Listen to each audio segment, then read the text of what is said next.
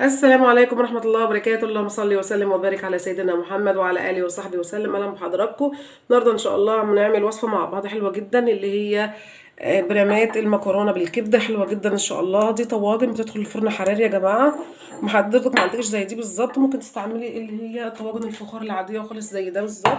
هيطلع حلو معاكي جدا، ويبقى أفضل إن هو يبقى المقاس الأصغر. يا ريت يبقى مقاس أصغر من ده. تمام، سواء ده سواء ده كله شغال ماشي. طب هركنهم بقى على جنب. هقول لك بقى المقادير. معايا مكرونه ده سباكيتي، عليها مكرونه نوع تاني اللي هي الصغيره دي، اي نوع حضرتك تحبيه تستعمليه. تمام.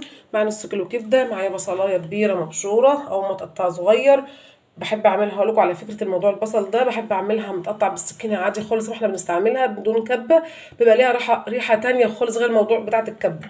ويعني جربوا وقولوا لي. انا ما بحبش بصله الكبه تماما. قرن فلفل، قرن شطه خضراء، وده برضو اختياري لو حابه مش عايزه خلاص. قرن فلفل اخضر، 4 5 فصوص توم كبيره مفرومين.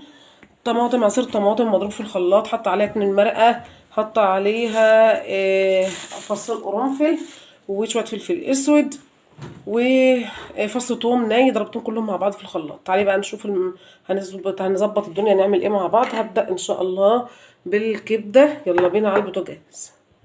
القلاية على النار سخنت خالص تماما.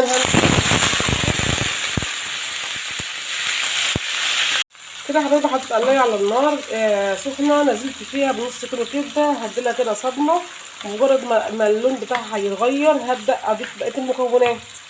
هي ايه بقيه المكونات بتاعتي؟ تعالي بينا نشوف. يلا هنحط ايه بعد كده. هسيبها بس دقيقه. هبدا بقى انزل المكونات الباقيه يا حبايبي بتاعتي. خلاص كده غيرت لون. هنزل بالثوم اهو. الثوم هيضيع ريحه زفاره الكبده خالص. الناس مش بتحب ريحه الكبده. والفلفل وقرن الشطه.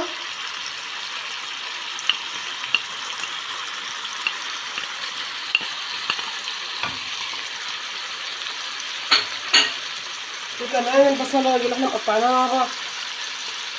يا جماعه ده موضوع البصل المتقطع بالسكينه ده يعني بتلاحظي ان ريحته احلى من موضوع الكبه تماما.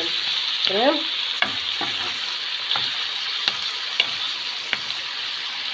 بعد كده هضيف لها البهارات بتاعتها. فلفل اسود، شويه كمون، شويه كزبره ناشفه، وشويه ملح، واسيبها كده ايه تشوح تشويحتين ونرجع مع بعض.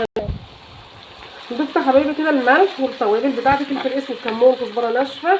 تمام. بقى حابه تضيفي حاجه تانية تضيفيها، بس انا طبعا مزوده الصلصه زي ما قلت لحضراتكم التوابل المطلوبه يعني. بقول لك عليها برضو احنا شغالين تاني. هسيب بقى الكبده كده لما شفت حضراتكم الميه ده اهي اللي فيها ده اهي تنشف خالص. بعد كده ان شاء الله هرجع تاني نشوف هنعمل صوص المكرونه مع بعض ازاي. كده حضرتك شغاله الصوص ده. كده خلصت الكبده بتاعتي تمام جدا. هفرغها بقى عشان استعمل الطاسه بتاعتي. هي نفس الطاسه برضو نعمل تسبيكه المكرونه. يلا بينا. كده حبايبي حطيت الطاسه تاني. هي مكان الكبده عادي خالص مفيش مشكله. اقوم حاطه شويه زيت وانزل بالبصله بتاعتي.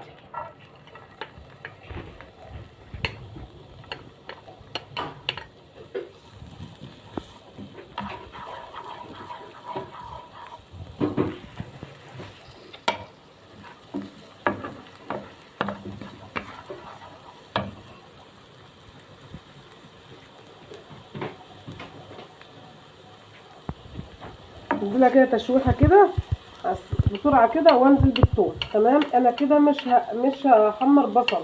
انا كده هشوح الثوم مع البصل 5 دقايق. شايفين حبايبي انا كده نزلت بالبصل والثوم في نفس القلايه اللي انا عامله فيها الكبده. تمام.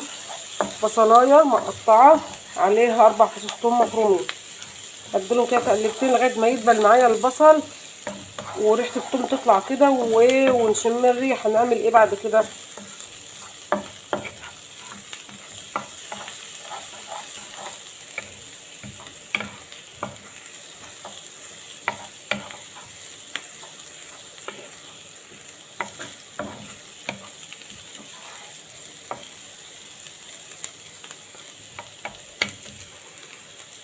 شايفين كده بنات؟ كده البصلايه معايا بدات تدبل وخدت اللون اصفر فاتح. انا عايزه كده خلاص. تمام.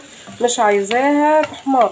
هنزل بالصلصه. الصلصه قلنا طماطم معصوره عليها 2 مرقه، عليها فلفل اسود، شويه كزبره ناشفه، 2 فص قرنفل، 2 فص حبهان، كله مضروب في الخلاط مع بعضه، جاهز على التسبيك على طول. ما عدا الملح، هظبط الملح واسيبها تتسبك ونرجع نشوف هنعمل ايه مع بعض. شباب كده خلاص خلصنا. شايفين حضراتكم التسبيكه عامله ازاي؟ انا مش عايزاها تسبيكه تقيله، لا انا مش عايزاها تسبيكه تقيله، لازم يكون فيها صوص كده علشان ايه؟ المكرونه بتاعتي تستوي. تمام. الطواجن معايا اهو، نقطه زيت على في كل طاجن كده وبالفرشه، وهبدا ادهن الطاجن. طب ليه؟ علشان حضرتك لو انت عايزه تقلبيه تقدري تقلبيه بسهوله، مش عايزه تقلبيه ومش فارق معاكي الموضوع، مش ضروري جدا ان انت تعمليه بزيت. تمام اهو.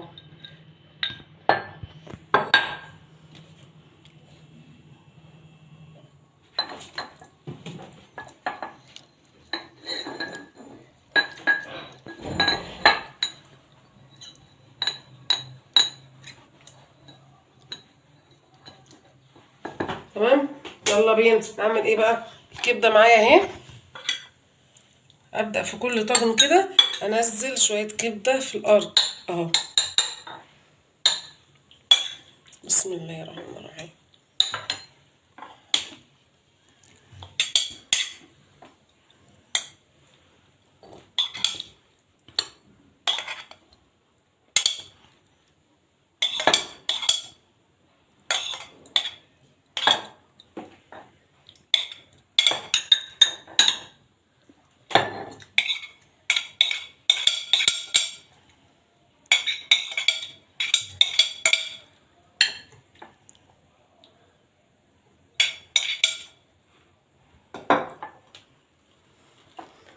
خلاص كده ظبطنا الكبده كده تمام جدا.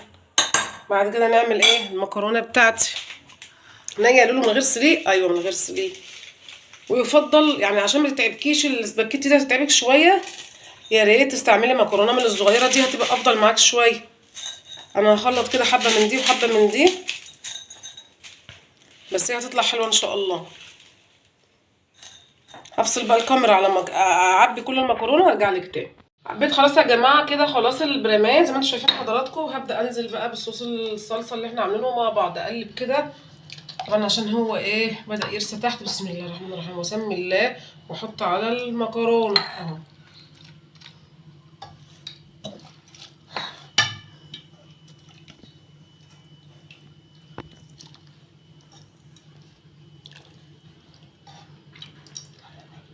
ان شاء الله تستوي معاكم وتبقى زي الفل، وتبقى وجبه حلوه جدا وخفيفه كده وظريفه، ومش بتاخد وقت اساسا في المطبخ. ولو عندك ضيف وما عندكيش حاجه تعمليها، ممكن تعملي الفكره دي حلوه قوي باذن الله. وكمان مش مكلفه، يعني انت ممكن تعمليها بلحمه مفرومه، ممكن تعمليها بالكبده زي ما احنا عاملينها كده، ممكن تعمليها مكرونه كده تحط عليها جبن وخضار عادي جدا.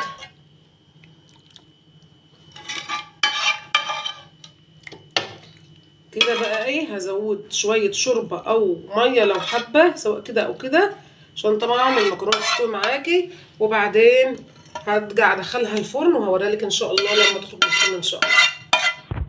ما شاء الله ده الطاجن بتاعنا طلع من الفرن، ما شاء الله ما شاء الله. طاجن المكرونه بالكبده، تعالوا يلا نشوفه مع بعض كده نقلبه. وده يا حبايبي طاجن المكرونه بالكبده، شايفين فظيع فظيع، شايفين بينزل لوحده كده، المكرونه مفلفله وزي الفل والصوص سايح فيها، والكبده تحفه تحفه تحفه، بالف الف الف هنا للي ياكله. ان شاء الله جميل جدا، جربيه باذن الله هيعجبكم قوي قوي قوي. وكمان هينفع اي عزومه بسعر بسيط جدا ان شاء الله. يا رب تكون فكره النهارده عجبتكم، نالت رضاكم، وحاولتوا تستفادوا منها باي حاجه. ما تنساش اللايك والاشتراك في القناه وتفعيل الجرس، تكتبي لي كومنت حلو كده منك محفز. والسلام عليكم ورحمه الله وبركاته.